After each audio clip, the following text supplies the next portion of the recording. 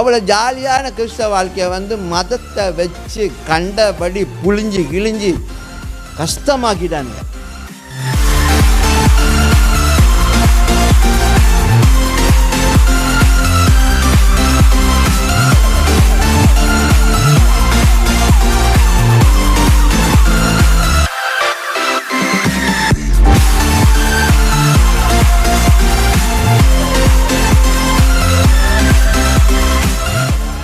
லூக்கா புஸ்தகம் 17வது அதிகாரம் வசனம் 20-21.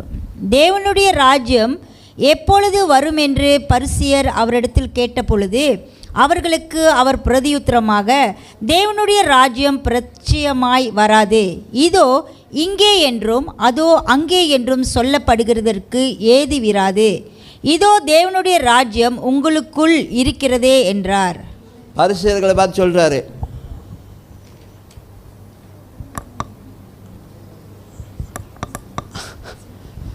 பரிசேயரை பார்த்து சொல்கிறாரு, அவங்க தான் எல்லாத்தையும் கொண்டேன் பண்ணுவானுங்க.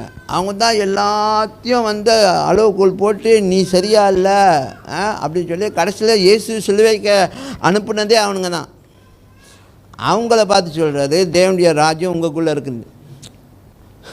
நீங்கள் போய் புறஜாதியை பார்த்து சொல்லுங்க, தேவனுடைய ராஜ்யம் உங்களுக்குள்ளே இருக்குன்னு சொல்லி அவங்க கேட்பாங்க, என்ன சொன்னீங்க? அங்கேருந்து ஆரம்பிங்க. எப்படி ராஜ்யம்? சுவிசேஷத்துக்கு வழி சொல்கிறேன். தேவனுடைய ராஜ்யம் உங்களுக்குள்ளே இருக்குது பிரதர், கவலைப்படாதீங்க, தேவனுடைய ராஜ்யம் உங்களுக்குள்ளே இருக்குது அப்படின்னு சொல்லி பாருங்கள். கேட்பாங்க, என்ன என்னத்தை பற்றி என்ன சொல்கிறீங்க அப்படின்னு. அப்போ சொல்லுங்கள், இயேசு உங்கள் வாழ்க்கையில் இயேசு தாங்க வேலை செஞ்சிட்ருக்கிறாரு அப்படின்னு சொல்லுங்கள். புறஜாதியை பார்த்து பரிசேயர்களை பார்த்து சொல்கிறாரு, மத தலைவர்கள் அவருக்கு எதிராக செஞ்சவர்களை பார்த்து சொல்கிறாரு, அவருக்கு புறம்பாக செஞ்சு கொண்டிருக்க ஒரு கும்பலை பார்த்து சொல்கிறார், தேவன ராஜ்யம் உங்களுக்குள்ளே இருக்குது. நீங்கள் சொல்லுவீங்களா? உங்களுக்கு புறம்பாக வேலை செய்கிறவங்கள்கிட்ட பார்த்து சொல்லுவீங்களா தேவ ராஜ்யம் உங்களுக்குள்ளே இருக்குன்னு? அதான் அண்ணன் வேற, இந்த தம்பி தங்கச்சிங்கெல்லாம் வேற. அவர் மாதிரி ஆகணும். அப்போ தான் நம்மளை பார்த்து பட்டிஷ்னுவார், நம்மளை பார்த்து தோலா அப்படின்னு. அவ்வளோ ஜாலியான கிறிஸ்தவ வாழ்க்கையை வந்து மதத்தை வச்சு கண்டபடி புழிஞ்சு கிழிஞ்சு கஷ்டமாக்கிட்டானுங்க.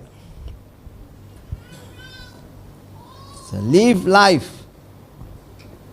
the way God designed it for you.